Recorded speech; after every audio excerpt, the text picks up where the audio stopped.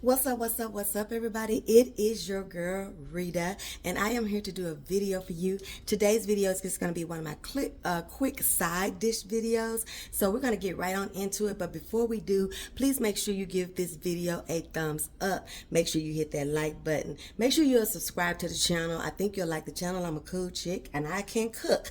If you can get over all the other things that you don't like personally about me, you can get you some good recipes. I promise you that you can. Let's get right on into this. When I think about this one, you guys, I think about my mom. I think about the dishes that she made. And this was one that I used to just devour because I love potatoes anyway. But this is my buttered potatoes, you guys. And we're going to get right on into it. What I have right here is I have me a pot.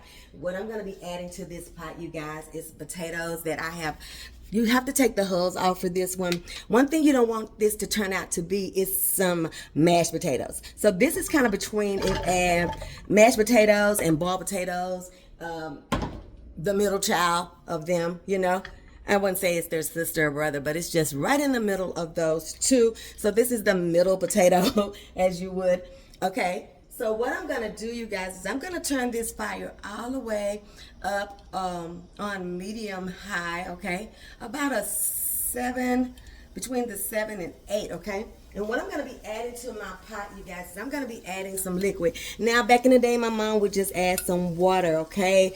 But what I'm going to be doing is I have a mixture of water and milk and chicken broth. And what you want to do is just add this to your potatoes, taking your time. You want it to not cover the potatoes. You want to have about an inch between, you know, the top of your potatoes, okay? So you don't want to submerge them. We're not trying to boil these and then mash them as mashed potatoes, right? We're just trying to keep these cubes and cooked. We want to get cooked, of course, but we want them to still have enough body that when we eating this, we're still having some cubes of potatoes and not just all mush, because some of it is going to turn into mush simply because of how we're cooking it, okay? Now this is a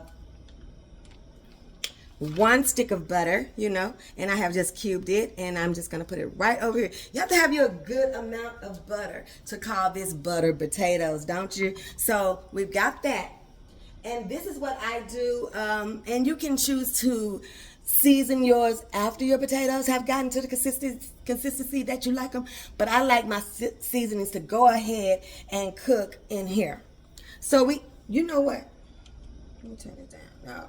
So we're gonna add. This is some rosemary and some thyme leaves, okay, to your discretion. All right, we're just gonna put it right in there. All right, and then I want some salt and pepper. So this is really simple, you guys. And what we're gonna do, we're gonna put a top on these suckers, and we're gonna just leave it just like this. And we're gonna remove the top probably in about 5 minutes. We're gonna give this time to start bubbling up and start to boil, okay? And once we do that, we're going to take that top off, leave that top off, and let it finish the rest of the way. And when it's finished is when it's brought tender, buttery, and delicious. So I will be back when we get to that point, okay? Okay, you guys, it's been about 5 or 6 minutes. Now what I want you to do is I want you to take the lid off. We're going to be taking the lid off of here now, and we're going to be, once it gets to boiling like this, okay? When you get it boiling like that, you just take your lid off. Let me see if I can give you a little bit more light. Can you see a little bit better? And you take the lid off, and you're going to be leaving the lid off. What I do at this point, you guys, like I said, these are my mom's buttered potatoes. But over the years, as I was cooking them for myself, it was a little stuff that I did, you know, just to make them my own. So I'm going to be just moving them around just a little bit. Now, all you have to do at this point, you guys, is just turn the fire down to like medium low. And you're just going to keep on stirring them every so many minutes. It's going to take about 15 minutes for these things to get soft, okay? So what I do, though, you guys, that's different from what my mom used to do, is I add a roux in here because I used to like that kind of, when they break down, I wanted that to be more like a gravy type, not gravy, but like a gravy, I guess, a lumpy gravy with those pieces of potatoes. But you also want to be careful that you respect that this is not mashed potatoes. You want to end up with some pieces of potatoes, right? So what I do is I take some of my liquid, and I put me about 2 teaspoons of flour in here, and I'm just gonna add it right in here and let it stay in here as these potatoes cook. They're gonna cook until they are fork tender, and then these potatoes are gonna be good and delicious, and they're gonna be done. So when they get through doing that, it takes about 15 minutes, like I said. I'll be back to show you guys the finished touch. But remember, leave the top off. Once it has come to boil status, roaring boil, take the top off, turn it down, and then we're just gonna stir it every 3 or 4 minutes, and it's gonna be done in a minute, about 15 minutes. Okay, I'll be back. Okay, you guys, I am back, and these are deliciously done. Now, what you're going to look for, you guys, is you're going to look for them to be fork tender. But this is the gravy I was talking about that it makes when I put that little slurry in there. Do you see that right there? Hold on. Let me get you a closer look. This little sauce right here. It's delicious, you guys. And I only get that when I put that little slurry in there. Otherwise, it's just kind of a clear liquid. And I just like that better. Does it taste any better than it? No, I don't think it does, because when my mama made it, she wasn't doing that, but they were just as good. But how we're going to know they're done?